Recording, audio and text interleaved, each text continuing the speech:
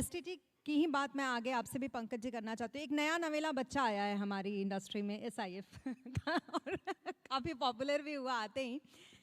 SIF पे आप फर्क पड़ता हुआ देख रहे हैं क्या एसटीटी का आगे?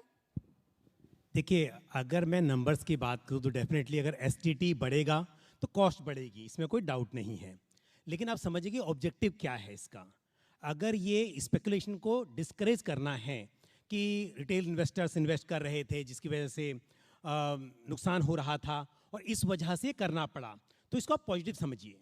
और रही बात रिटर्न्स की, रिटर्न्स किसी एक चीज़ से नहीं आते हैं। अगर आपकी स्ट्रेटजी अच्छी है तो अगर थोड़ी सी कॉस्ट बढ़ भी जाएगी तो भी इन्वेस्टर्स के हाथ में रिटर्न्स आएंगे। तो आप अगर ऐसे समझेंगे कि कहीं पर पहले एसटीडी कम थी थोड़ी बड़ी है, तो एग्जैक्टली आप जब एक्सपेंस को माइनस करेंगे तो आपको दिखाई देगा कि रिटर्न्स कम बन रहे हैं।